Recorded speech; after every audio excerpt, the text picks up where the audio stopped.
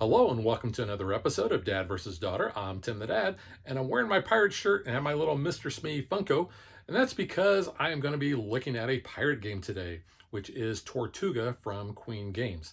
Now, this is a dice-based game where we're going to be rolling our dice behind player screens. We're going to be assigning those to different parts of our board to do certain actions, but ultimately what we want to do is we want to get our treasure to our island.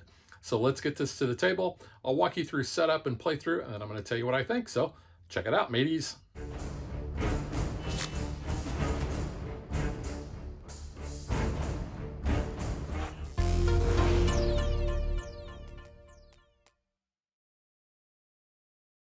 To set up the game, each player is going to get two pieces of a player board, and they're going to fit those together like a puzzle piece. Same with the island here in the middle. You're going to have treasure tokens that you're going to shuffle up and place face down around the island.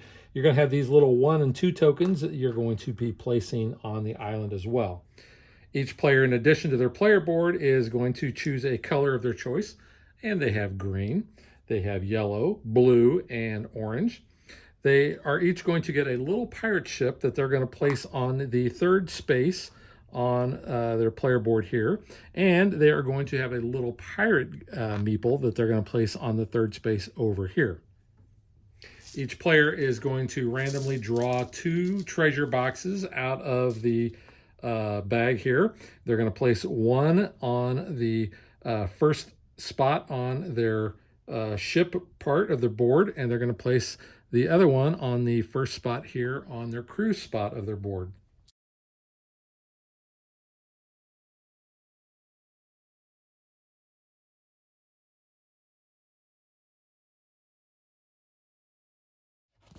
Each player is also going to get a little privacy screen that you can see has a really cool picture here showing a pirate ship, showing other ships, showing a little volcanic island back there. And it's going to have their color of their ship, so that's really cool. And then on the back side, it's going to basically show you how you're going to move your treasure. This shows that all the breakdown of the die faces that you have, and then you've got a little bit of artwork over here. The youngest player, and come on, the youngest player always gets to go first. But they're going to get this first player marker, which is this really cool pirate ship. Or if you want, you can determine another random way to determine first player.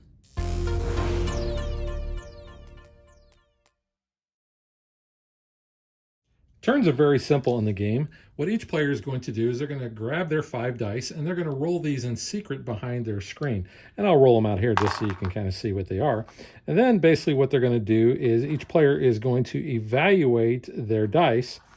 And you'll see that we have different numbers associated on those, because that's how we're going to determine who is the first player and second player as far as getting that action. So you can see my cannon has 5, and these are going to correspond to the areas on the board. So the cannon would go there, the ships would go here, the crew would go here, the swords go there, and treasure chests go there. Now the ship, crew, and the treasure area can hold as many dice as you would like to allocate. However, the cannon and the sword area here, those can only accommodate dice up to where the markers are at. So you can see that as you start off, the ship and the pirate are going to start on the third area in, which means they can only assign 2 dice up to those areas because that's where those markers are at. But on your turn, basically what you're going to do is you're going to choose one of the symbols that you rolled, and then you can assign at least one, or you can assign all of them or any number of them to that spot. So let's say after I rolled this, I want to assign all 3 of those to my expand my fleet action. Now I have a value of 2, 5, and 3, which is 10, which is a pretty strong number. Then after everybody has done that, they're going to take the remaining dice and then they are going to roll them behind their screen again. And you can see this time I rolled 2 of the crew, and I could, if I wanted to, place both of them there, but I always have to assign at least 1 die. So let's just say that I go ahead and assign those to the expand my crew. What these are going to do is going to allow me, if I win that action, to be able to move my markers next space to the right so that I can assign more dice to that later. Also, you'll notice where those are at also corresponds to the areas down here that show your treasure, because you can only have as much treasure in those spaces as where that token is at as well. So let's say that other players still need to roll their dice after this turn here. What I'm able to do then, I can take a 1 token here, and you can see they have 1 on one side and 2 on the other, and I can assign that to any of these spaces that I have. So let's say that I decide I want to go ahead and add that to my expand my crew. Now what this is going to do is gives me a permanent 1 whenever I am performing this action. I have to perform that action in order for this to come into play. But as long as other players are rolling dice every subsequent turn, I can either take another 1 and place it on one of the other areas, or I can take that 1 and I can flip it to the 2 side. Now, once I have all of those filled, and those are all 2s, obviously I can't increase those anymore. After everyone has finished rolling, their boards may look something like this. So then what we're going to do is we are going to evaluate from left to right, top to bottom, which person has the most value in that area. So starting with the increase our fleet here, I have a value of 10, yellow has a value of 4, blue has a value of 0, and orange has a value of 5. So since I have the most, I'm going to be able to move my ship actually 2 spaces, and orange, with them being in second place, they are going to be able to move their ship 1 space. The next, we evaluate our expand crew, and because I have 4 and then I have a 2, my value is 6, yellow is 3, blue is 4, and orange is 5. Now again, I have the majority there, so since I have the first position, essentially, I get to move my pirate 2 spaces to the right. And then orange, because they are in second with 5, would be able to move their pirate 1 space to the right. Next, we'll evaluate the treasure hunt area. And as you can see, I don't have any dice there, so I'm not even going to be in contention there. Yellow has 6, blue has 0, and orange has 3. So since yellow is the highest, what they're going to do is they are going to draw a treasure chest out of the bag, and they are going to place it on their island right there. Additionally, they are going to be able to look at any 2 of these treasure tokens around that island, and they're going to be able to keep one and then take the other one and shuffle it back. So they're probably going to keep this one that's worth 2, because that's going to be victory points at the end of the game, and then they'll shuffle the 1 back. They're going to keep that face down under their board, and they'll just kind of shuffle this one in. Now, because orange came in second in the treasure hunt, they only get to take 1 of these treasure tokens. And you can see they got a 1, and they would just place it beside their board as well. The next area we are going to evaluate is where the cannon is at. That's called the boarding action. Now, I don't have any dice assigned. Yellow has no dice assigned. Blue has a value of 7, and orange does not have any. So blue, since they have the most, they are going to be able to choose another player to basically board their ship.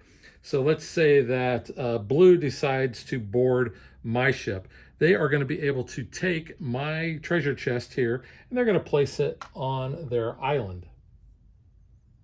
In addition, I actually have to move my ship back 1 space. Now, if I had assigned any cannons here, it doesn't matter what the value, just as long as I assigned 1 cannon, then blue would also have to move their ship back 1 space as well. But because they didn't, then they don't have to move their ship. Now, let's say that there was another player who also assigned dice to the board action. They cannot attack the same player that the first player did. However, they can attack anyone else, including the attacking player from the first, and they would basically do the same. However, instead of taking a treasure chest from their ship area there, they would actually take 1 if 1 existed on the island. And the way treasure chests are going to get on that island is if you ever are to the point where you have treasure chests either on your ship area or your dock area there, and for whatever reason, if your ship moves down and you no longer have that ship above that, then you have to remove that token and it's going to go back to the island. Now, the island can only ever hold one of each color chest. So if there is already a red there and someone had to give up a red chest, that chest would simply go back into the bag. But that second place player, if they take a treasure chest from the island, then it goes to their island. And then finally, where the sword is at, that is the raid action, and that's going to work almost identical to the way the boarding action works, in that you are going to be looking at and attacking players who have chests in their dock area. So whoever has the most, in this case, I don't have any assigned. Yellow actually has 5. Blue has a value of 4, and orange does not have any. So yellow is going to have the most, so they're going to choose a player. And let's say they decide to choose the orange player. They are going to be able to take that chest from their crew area and they're going to place it on their island as so. And if they had, if the orange player had assigned any dice to the raid area, then they would have to, the yellow player would actually have to move their pirate back 1 space, but they didn't. So their pirate is going to have to move back a space. And since blue had 4, which puts them in second place for the raid, they would get to choose someone else.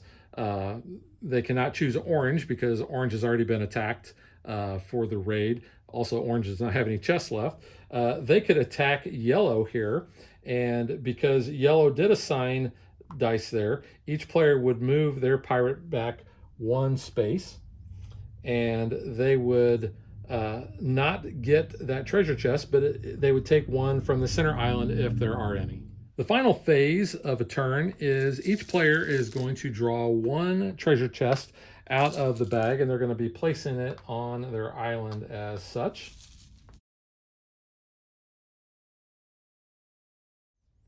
And then we are going to move all of our treasure chests, starting with our fleet area, to the island of Tortuga.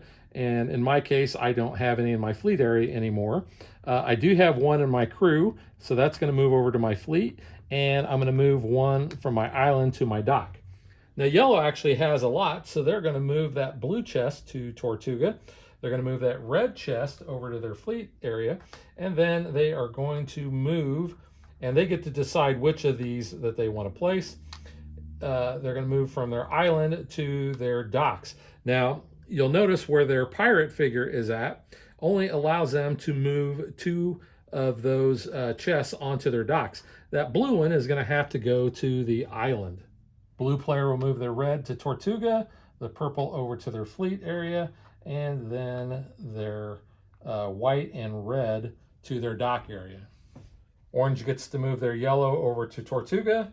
They don't have any in their dock area to move to their fleet area, so they'll move that blue as their final to their dock area.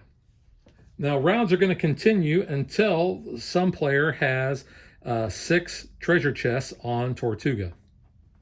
At that point, the game will end and you're going to add up your score. Now, your score is going to be based on the number and color of chests that you have on Tortuga, any of those treasure tokens that you got from being around the island as well.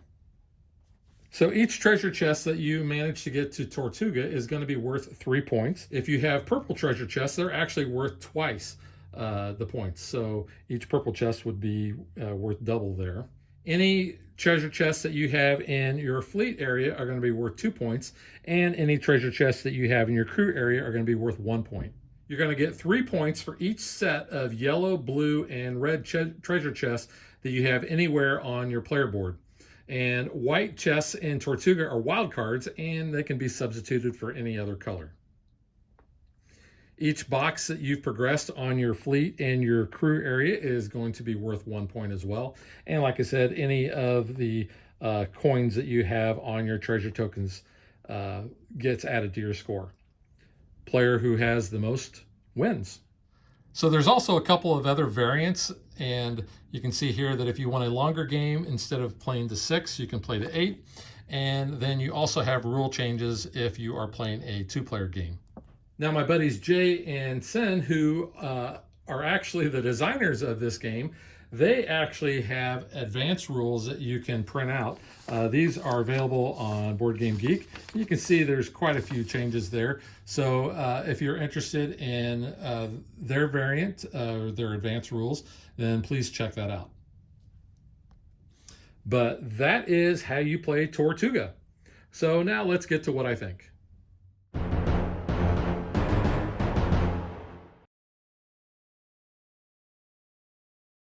First off, I want to say that I actually have a lot of fun playing this. And I think a lot of that has to do with the dice. These are big, chunky wooden dice. They've got rounded corners. I really like the designs on these. I like the gameplay of everyone rolling these in secret, and then based on your rolls, you are assigning those to the different areas on your board. And you're paying attention to what other players are doing, because let's say one player really loads up high on that area, and you know that there's no way that you are going to be able to beat them or even come in second. Then you can revise your strategy a little bit. Also, if you think that you are going to be somebody that is targeted for either the board or the raid action, you may want to just put any value of die on those spots on your board, just make them have to lose one of their positions as well with their boat or their pirate. One of the things I didn't mention is that there is on each die face, there is a skull and crossbones.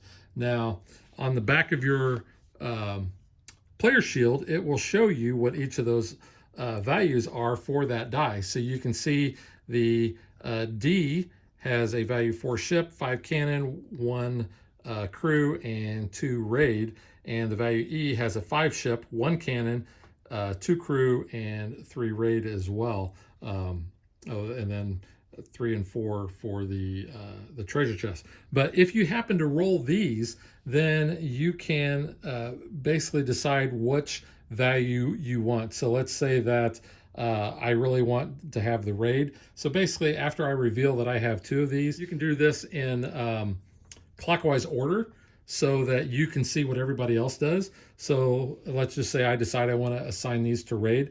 So after everybody sees that I have these 2, then I can flip these to that side, and then I can assign those as well. Now, let's say that I only rolled 1 skull and crossbone, and I rolled that ship as well. Let's say that I wanted to assign this. So after everybody sees that I've got that, I'm going to use that to assign to the expand the fleet action. I flip that over, and now you can see I have a 5 and a 4, and then I can assign that to that area on my board.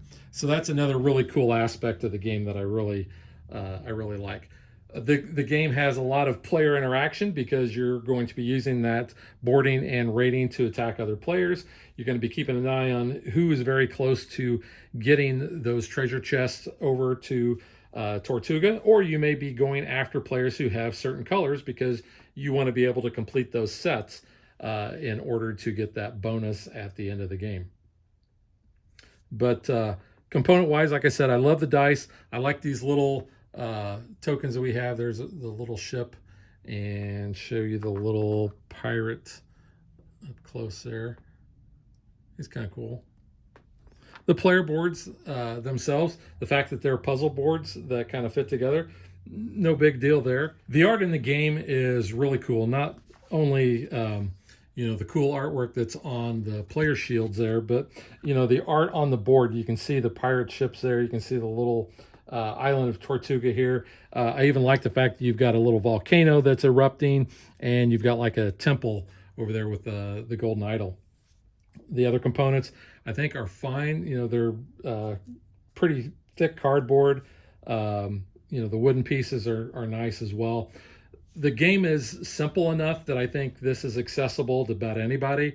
Your non-gamers should find it easy. A lot of people like dice, especially if they're They're not gamers because they like that that chance, that balancing act. It's not all just about strategy, and if they're not familiar with, you know, how to play games like that, then they may be intimidated. This, you're just rolling dice behind your screen and you're assigning it to the areas on your player board. So I think it makes it very accessible to everyone. This is a lot of fun. This is a game that comes out quite a bit on Play Like a Pirate Day as well, because it does play fast. It plays, you know, I've never really played this at 2. I've played it, I think, at 3 and 4 players, and I like it best at 4, just because you've got more of the contention with where you're placing your dice. I have done a little bit of a bling out here because this is the bag that you get to put the treasure chest in that comes with the game, and you can see it's fine. It's a big enough bag. I can put my hand in there. It's very serviceable. But several years ago, I got these bags. I bought a bunch of these, the Pirate League, from the Disney outlet store in Orlando. And I've been using these to upgrade bags in pirate games. And as you can see, it's still, you know, big enough I can get my hand in there, and it holds all of the treasure chest just fine. Plus it cinches up, and it's a nice little booty bag. So just wanted to show that off. I give this 2 thumbs up. Highly recommend this. That is Tortuga from Queen Games, and we will catch you guys next time. Thanks for watching our video. We hope you enjoyed it, and if you did, click that like and subscribe button. You can also follow us on social media like Facebook and Twitter at DadBeDaughter. And if you like what we do and you want to support us, you can visit our Patreon page. So thanks for watching. Thanks.